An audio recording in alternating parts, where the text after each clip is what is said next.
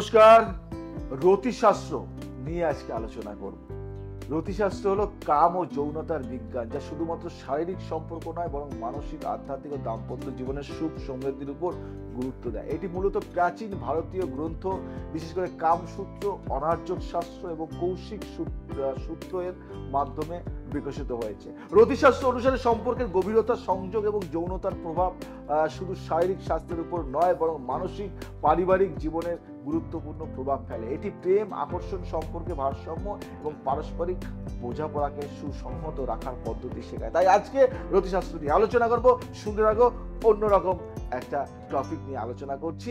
ভালো লাগলে লাইক করো। রতিশাস্ত্র কি এবং এর গুরুত্ব কি, রতিশাস্ত্রের মূল বিষয়গুলি কি, এগুলি নিয়ে আলোচনা করব। দাম্পত্য জীবনে ভালোবাসা ও যৌনতার গুরুত্ব, সঙ্গীর সঙ্গে মানসিক ও শারীরিক সম্পর্ক কেমন হওয়া উচিত, যৌনতা ও দাম্পত্য জীবনের মধ্যে ভারসাম্য কিভাবে বজায় রাখা যায়, শারীরিক মিলনের সময় পরিবেশ এবং মনোভাব কেমন হওয়া দরকার, সুস্থ যৌন জীবন কিভাবে সম্পর্কের স্থায়িত্ব বাড়ায়। প্রাচীন ভারতীয় শাস্ত্রমতে যৌনতা শুধু শারীরিক ক্রিয়া নয় বরং এটি মানসিক ও আধ্যাত্মিক সংযোগের মাধ্যম।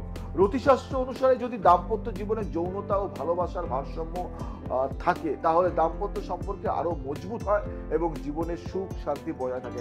অনেকের সম্পর্ক ভালো না, অনেক বৈবাহিক জীবন ভেঙে যায়। যদি এই অনুষ্ঠানটা ফলো করো তাহলে মনে হয় না যে সম্পর্ক আর ভাঙবে। রতিশাস্ত্র অনুযায়ী সঠিক সময়, পরিবেশ।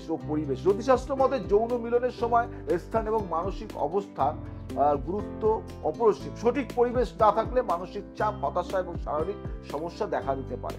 শুভ সময়, রতি বা রাত্রির প্রথম ভাগ মানে সন্ধ্যা 8টা রাত 12টা সব সময় শুভ। চন্দ্রোদয়ের সময় রতি কবলে মানসিক শান্তি, সম্পর্ক মধুর হয়। শুক্রবার ও পূর্ণিমা রাতে বিশেষভাবে শুভ। বসন্ত ও শরৎ ঋতুতে রতিক্রিয়ার জন্য সর্বোত্তম ধরা হয়। অশুভ সময় কোনটা?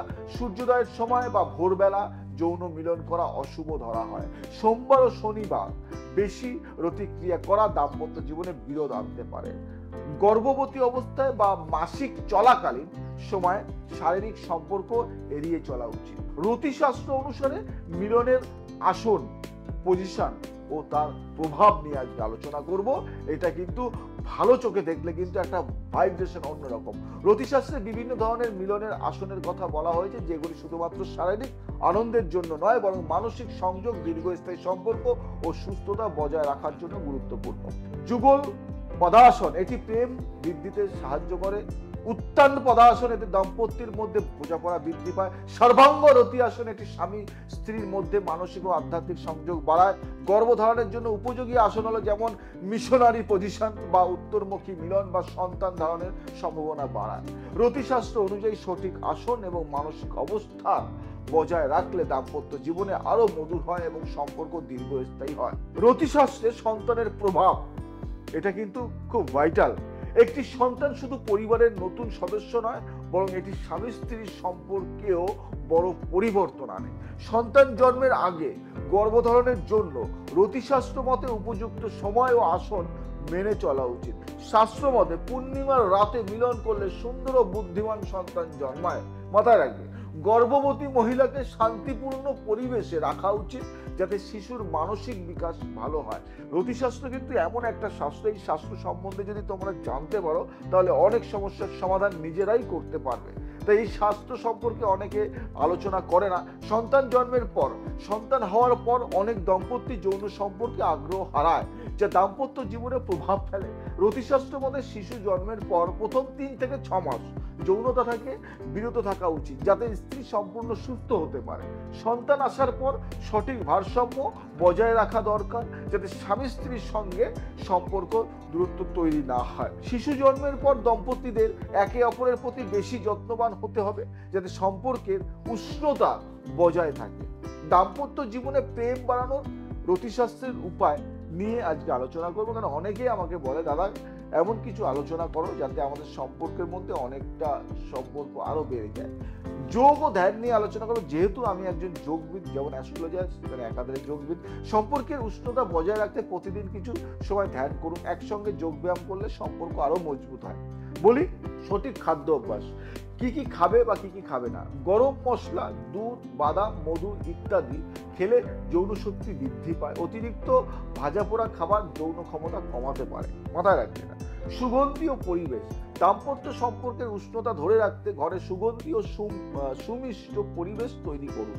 রুমের আলোর রং, বিছানার চাদরের রং এবং ঘরের সাজসজ্জা সম্পর্কের উপর প্রভাব ফেলে। কিন্তু এই স্পর্শ যোগাযোগ, স্পর্শ এটা কিন্তু সব থেকে ভাইটাল। ভালোবাসা প্রকাশের অন্যতম উপায় হলো স্পর্শ। হাত ধরা, আলিঙ্গন, চোখে চোখ রাখা সম্পর্ককে মজবুত করে। এটা কিন্তু পজিটিভ একটা ভাইব নিয়ে আসে। অতিরিক্ত প্রযুক্তি থেকে দূরে থাকুন, এটা মাথায় রাখবে। এটা কিন্তু আমাদের দাম্পত্য জীবনে অনেক কিছু নষ্ট করে। যেমন ধরুন দাম্পত্য জীবনে মোবাইল ও সোশ্যাল মিডিয়া অতিরিক্ত ব্যবহার দূরত্ব তৈরি করতে পারে। বিছানায় যাওয়ার আগে অন্তত 30 মিনিট মোবাইল বা টিভি বন্ধ রাখুন। এটা কিন্তু একটা পজিটিভ ভাইব্রেশন, এবং এই মোবাইল এবং টিভি নেগেটিভ ভাইব তৈরি করে দেয়।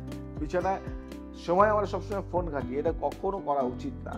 শর্টে বলি, সংক্ষেপে কিছু জিনিস তোমাদের বলে দিই, এটা নিয়ম করে মেনে চলো। দারুণ একটা রতিশাস্ত্র শুধুমাত্র শারীরিক সম্পর্কের জন্য নয়, বরং এটি দাম্পত্য জীবনে সুখী ও সুন্দর করার জন্য একটি গুরুত্বপূর্ণ দর্শন। এটি মানসিক, শারীরিক ও আধ্যাত্মিক সংযোগের উপর গুরুত্ব দেয়, যা দাম্পত্য সম্পর্কে আরো গভীর ও অর্থবহ করে তোলে। সঠিক সময়, পরিবেশ, পদ্ধতি ও মানসিক প্রস্তুতি থাকলে দাম্পত্য জীবন দীর্ঘস্থায়ী ও আনন্দময় হয়। সন্তান জন্মের আগে ও পরে সঠিক ভারসাম্য বজায় রাখলে দাম্পত্যের মধ্যে বোঝাপড়া আরো দৃঢ় হয়।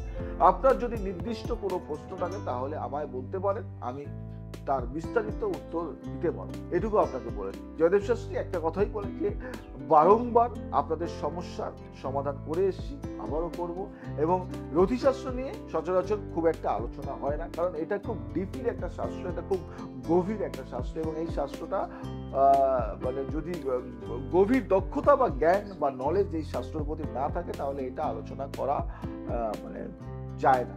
এটা আলোচনা করতে গেলে অনেক অনেক অনেক মানে পড়াশোনা করতে হয় এই শাস্ত্রটা নিয়ে। তাই আমি আগামী পর্বে এই রতিশাস্ত্র নিয়ে আমি আলোচনা করব যে মানে সন্তান ধারণের ক্ষেত্রে রতিশাস্ত্র কতটা দরকার, এবং রতিক্রিয়া যদি মেনে আমরা যদি আমাদের মিলন করি, তাহলে আমাদের সন্তান আসছে না, কিন্তু রতিশাস্ত্র মেনে যদি আমরা মিলনে লিপ্ত হই, তাহলে কিন্তু সন্তান আসবে, এবং অনেক অনেক সমস্যা কিন্তু এমনিতেই দূর হয়ে যায়। তো আজকে যে আলোচনাটা করলাম কেমন লাগলো, ভালো লাগলে ভালো বলবে, খারাপ লাগলে খারাপ বলবে। যদি ভালো লাগে তাহলে শেয়ার করো, সাবস্ক্রাইব করো এবং সমস্ত ফ্রেন্ড সার্কেলের মধ্যে ছড়িয়ে দাও।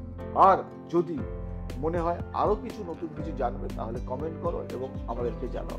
ভালো থাকো, সুস্থ থাকো, সবাইকে ভালো রাখো। আজ আবার আসবো নতুন কিছু নিয়ে। জয় শ্রী ঠাকুর।